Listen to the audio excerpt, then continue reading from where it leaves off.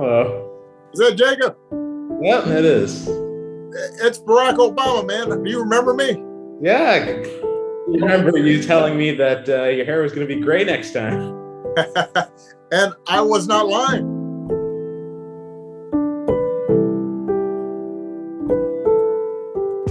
This gentleman here, Mr. Philadelphia, was a Marine who had served with the National Security Council. So he comes and he brings his two little boys, his wife. This young man, the older brother, he's very serious, and he's asking me questions about, weapon systems and, the budget process. And clearly he's been studying. This young man, Jacob, he has a different kind of question. He's kind of standing there looking at me for a second, and then he says, "Is your hair like mine?" I go, "Well, you want to check and see?" Then I lean down and I said, "Go ahead, touch it."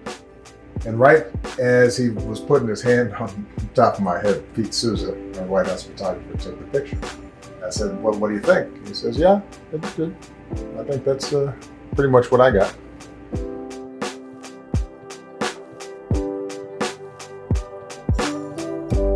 I think this picture embodied one of the hopes that I'd had when I first started running for office.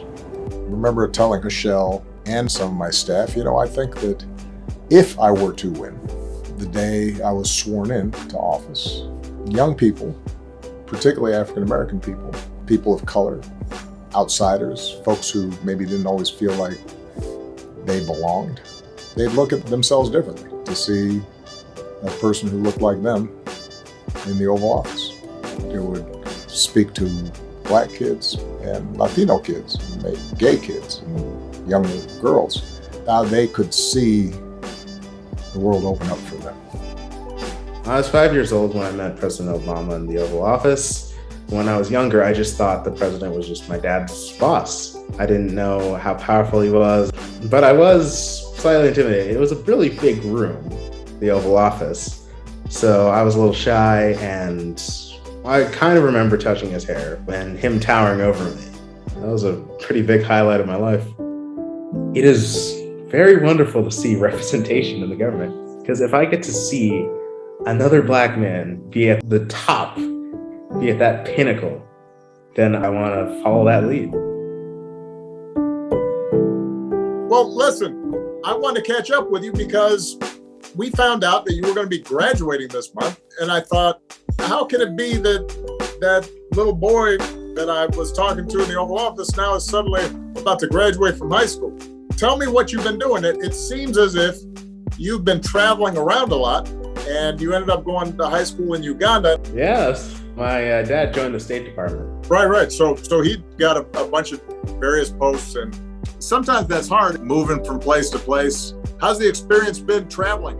It's kind of difficult, but at the end of the day, we get to see a lot of things that a lot of other kids don't get the chance to. You get to talk to people, see their ideals for how they want to change the world and how we want to do it our own way. That's great. In this world, that can only benefit you. My understanding is you're going to be going to the University of Memphis, huh? Yeah, that's the plan. Do you know what you want to study? Yeah, I'm doing political sciences. I think the White House visit clearly inspired you, I hope. Yes, it really has.